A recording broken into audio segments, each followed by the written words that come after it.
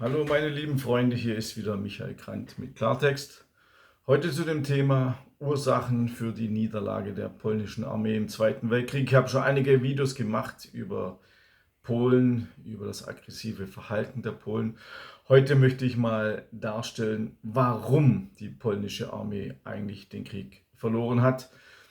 Ich zitiere zunächst den polnischen Historiker Janusz Piekarkiewicz, der sagte, ich zitiere: Durch den Septemberfeldzug erlitt Polen die größte Niederlage seiner Geschichte. Zitat Ende. Es gibt viele verschiedene Gründe für die schnelle Niederlage der polnischen Streitkräfte. Ich versuche sie nun zu skizzieren. Zunächst einmal möchte ich den psychologischen Aspekt erläutern, der im Allgemeinen ignoriert wird. Die polnische Regierung, insbesondere Außenminister Beck und die meisten militärischen Führer, hatten ihre Streitkräfte sträflich überschätzt und die Wehrmacht sträflich unterschätzt.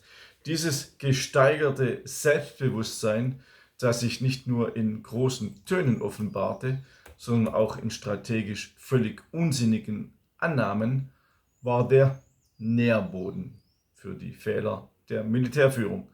Die Wehrmacht,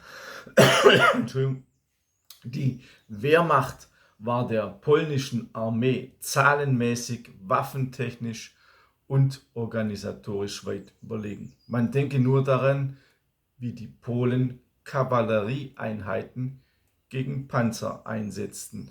Der britische Militärhistoriker Basil Liddell-Hart referierte dazu, dass die polnischen Vorstellungen an den Wert einer starken Kavallerie um 80 Jahre hinter der Zeit herhinken. Zitat Ende. Und es ist keine mehr. Ich habe es in meinem Buch Adolf Hitler, eine Korrektur, Band 4, behandelt den Polenfeldzug, habe ich es klipp und klar dargestellt, sehr dick, viele Quellen, viele Seiten, klipp und klar dargestellt, dass die Polen Pferde gegen Panzer eingesetzt hatten. Das haben die Polen auch selber zugegeben. Also die Quellen könnt ihr ja dann widerlegen, wenn ihr das wollt. Die Polen haben das selber zugegeben.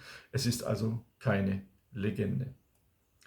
Die polnische Armee verfügte über keine Panzerdivisionen, sondern nur über eine einzige motorisierte Einheit und so gut wie keine Panzer- und Flugabwehrgeschütze. Die Luftstreitkräfte waren zu alt, zu schwach und falsch verteilt. Nur 463 einsatzfähige Frontmaschinen standen zur Verfügung. Diese waren fast alle restlos veraltet und schwach bewaffnet. Nach polnischen Quellen hatte die eigene Luftabwehr fast doppelt so viele eigene Maschinen abgeschossen wie die deutsche Luftabwehr. Mit Sicherheit gingen durch eigenen Beschuss etwa 10% der polnischen Luftstreitkräfte verloren. Jede dritte Besatzung fand dabei den Tod. Die polnische Heeresleitung hatte es versäumt, ihre Soldaten mit den Sioletten sowohl der eigenen als auch der feindlichen Maschinen vertraut zu machen. Ihr wisst, wie das läuft. Man stellt den Umriss der deutschen Flugzeuge und der polnischen dar und gibt das der Luftabwehr, damit die den Unterschied kennen.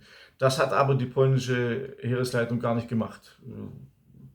Überhaupt nicht gemacht, und deshalb wussten die Polen jetzt nicht, die Luftabwehr, wenn ein Flugzeug am Himmel ist, ziemlich weit oben, ist es ein polnisches und ein deutsches also drauf. Es waren halt oftmals die eigenen.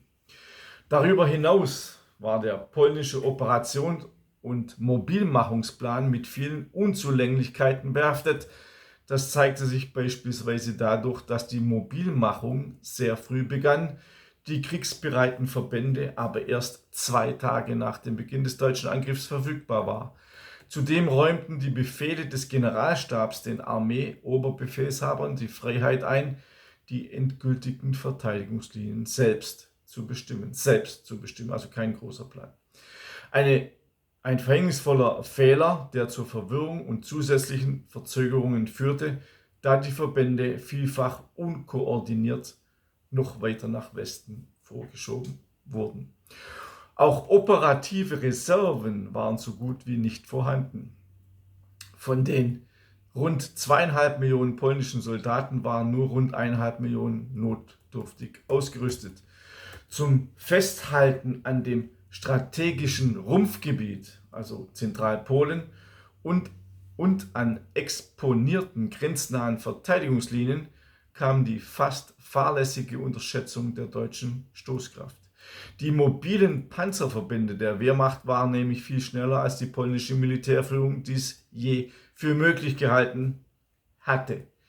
Diese setzte hingegen auf Kavalleriedivisionen, ich habe schon angeführt, als würde sie noch gegen Napoleon kämpfen. Dazu kam die Verzettelung der Kräfte und die mangelhaften Nachrichtenverbindungen. Schon nach 8 Tagen waren die polnischen Treibstoffvorräte aufgebraucht. Durch die starre polnische Militärführung wurden nicht nur Umfassungsschlachten vorprogrammiert, also Einkesselungen, sondern auch die Chancen versäumt, zurückweichende Verbände wieder aufzufangen. Die Wehrmacht hingegen hatte es geschickt verstanden, die Vorteile der Motorisierung auszunutzen, um in einem wirkungsvollen Zusammenspiel von Panzern und Flugzeugen einen uneingeschränkten Bewegungskrieg zu führen. Er wurde auch Blitzkrieg genannt und wurde weltweit bewundert, kann man ja fast schon sagen. Auch der hohe Stand der Generalstabsausbildung in der Wehrmacht muss hier angeführt werden. Ein nicht zu unterschätzender Punkt war aber auch das Nicht-Einschreiten der Westmächte. Andererseits stießen die Wehrmachtsverbände so schnell voran, dass eine wirksame Hilfe wohl nicht möglich gewesen wäre, da England und Frankreich ihre Armeen gar nicht so schnell formieren und einsetzen konnten. Der Angriff der UdSSR am 17. September 1939 an den polnischen Ostgrenzen versetzte Polen schließlich den Todesstoß. Letztendlich trug aber auch das selbst geschaffene Dilemma des imperialen Anspruchs der Polen entscheidend zum eigenen Untergang bei. Ich vergleiche das immer, ich habe ja viele Jahre Kampfsport gemacht. Wenn einer vor dir steht, der denkt, er ist King Großkotz und hat aber nichts drauf, nur eine große Klappe, und du gibst ihm eine auf die Schelle und er fällt um. So ähnlich war das mit Polen, so vergleiche ich das immer. Die hatten einfach eine große Klappe und hatten aber nichts dahinter. Deshalb konnten die Deutschen die Polen so schnell besiegen. Ich habe die Gründe ja genannt. Alles dazu, wie gesagt, in meinem Buch Adolf Hitler, eine Korrektur, Band 4, Band 3 ist die Vorgeschichte dazu. Mein neues Buch heißt Deutschland muss vernichtet werden. Es geht um die Massaker, sehr umfangreich auch.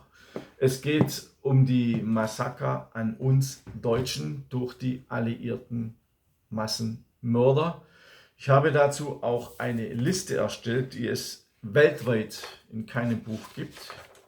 In keinem Buch, das ich gefunden habe, ich habe hunderte angesehen. Eine Liste über deutsche Opfer, über Massaker, Ort, wie man die Deutschen umgebracht hat und wie viele die Opfer waren. Es geht nicht um Kriegsopfer, es geht nur um Opfer von Massakern, also hauptsächlich Frauen, Kinder, alte Menschen und auch wehrlose Kriegsgefangene. Dieses Buch, ihr seht es im Hintergrund noch einmal, dieses Buch ist wichtig für das Andenken an unsere Toten 80 Jahre nach Kriegsbeginn. Unsere Toten sind in meinem Buch im Mittelpunkt.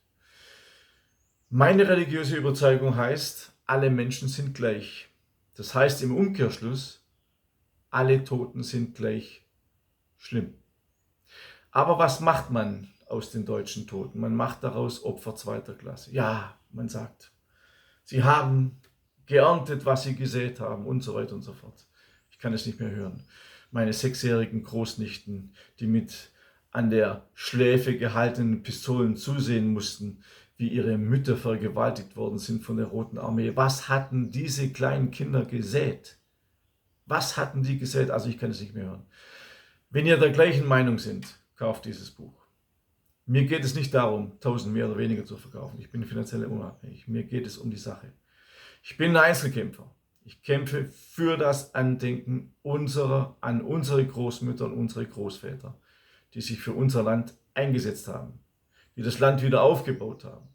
die jahrelang in Gefangenschaft waren und gefoltert wurden und später, als sie freigelassen worden sind, wurden sie als Massenmörder beschimpft. So etwas kann man sich ja gar nicht vorstellen. Ja, es gab deutsche Grausamkeiten. Ja, es gab Einsatzkommandos, die Menschen getötet haben. Und das ist absolut zu verurteilen. Aber nicht jeder war so. Nicht jeder. Es gibt für mich keine guten und schlechten Toten. Jeder Mensch ist gleich. Jeder Tote ist gleich schlimm. Wenn ihr auch der Meinung seid, empfehlt mich weiter. Ihr könnt auch meinen kostenlosen Newsletter auf www.michaelgrant.de abonnieren. Ich bleibe dran, ich kriege viele Beleidigungen, ich bekomme viele Bedrohungen. Ich mache, glaube ich, mal ein Video darüber. Ich stehe mit meinem Kopf für unsere Großeltern. Alles Gute, bis zum nächsten Mal, euer Michael Grant.